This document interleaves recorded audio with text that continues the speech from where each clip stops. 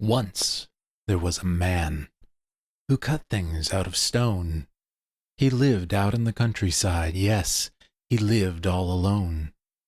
He wasn't a very smart man, but he didn't have to be. His stonework made him a living, and he was very happy. Till one day he went out to a new mountain to cut stone, and as he ventured on his way he found he wasn't alone. The locals talked of a spirit who granted people their desires, but he brushed this off as poppycock as just the work of liars. He cut his stone expertly as always, polishing off the rough edges. He took them back down the mountain pass to the man who'd pay his wages. But as he walked, he started to think what his desires might be if visited by the spirit who would grant wishes happily. He couldn't think of very much until it came into view the house of the man he took the stones to. His name was Mr. Sue. Mr. Sue had a mansion of immense size with tapestries, gardens, and koi ponds, and all of this made our stonecutter think, "This is how I would respond. I wish I had a mansion like this." Then the air felt enchanted. A voice whispered gleefully into his ear, "Stonecutter, your wish is granted." He then went home, and what did he see?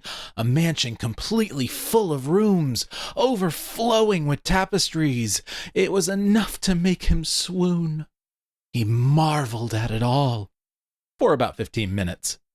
Then he got bored and looked out his window, and he saw, coming into the city limits, a prince of great rapport and might being carried in on a throne. The prince had servants surrounding him, and the stonecutter felt, well, alone. "He even has someone carrying an umbrella," said the stonecutter jealously, "to block this wretched summer sun. What a joy that'd be! I wish I was a prince." Then the air felt enchanted. A voice whispered gleefully into his ear, "Stonecutter, your wish is granted." The stonecutter sat, carried on a throne, his every need tended to. This didn't last very long, however, because it was hotter than he knew.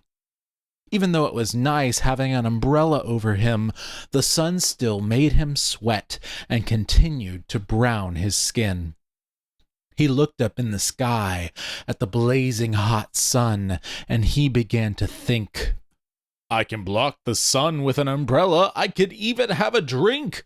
But the sun is still more powerful than me, and one day it will make me retire. Yet the sun will still glow brightly, shining every hour. I wish I was the sun." Then the air felt enchanted. A voice whispered gleefully to him, "Stonecutter, your wish is granted." An instant later, he was the sun, burning his power into the ground, scorching crops in his might and burning up rivers and towns. "At last! No one is mightier than me! I finally am the best thing!" Then a cloud blocked his rays, and his anger began to sting. "This simple cloud blocks out my brightness! I thought nothing stood in my path! No stupid cloud will stop my power! There is no end to my wrath! I wish I was a cloud!" Then the air felt enchanted. A voice whispered gleefully to him, "Stonecutter, your wish is granted." A split second went by, and he was a cloud, and he drove down hard with rain. He learned he could make hail in himself, so he destroyed the fields of grain. "No one is mightier now," he said, marveling in his might. "I'm so powerful I can move mountains. Wait, that isn't right." He rained down on a mountain, but it wouldn't budge. Rock solid it stood in defiance. "This mountain won't move, so I must be it. It's time to make that alliance. I wish I was the mountain." Then the air felt enchanted. A voice whispered gleefully back to him, "Stonecutter, your wish is granted."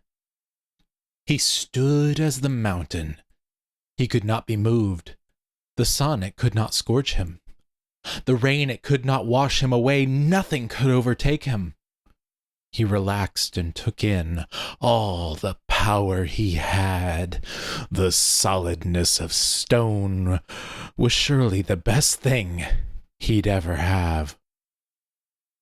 Then he listened carefully and heard a very faint sound. Chink, chink, chink, went something familiar. Then he looked down at the ground. "A stonecutter!" he exclaimed, flabbergasted and amazed.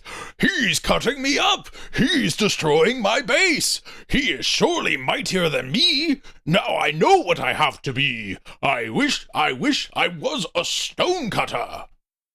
Then the air felt enchanted. A voice whispered gleefully back to him, "Stonecutter, your wish is granted." And once again he was a stonecutter, and he never made a wish again. His power was just perfect now. At least it was perfect for him. And so the moral of this story, which we do not want to hide, is that the grass isn't always greener on the other side.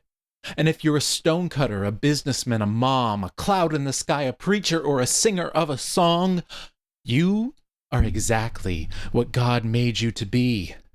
Try to be it happily.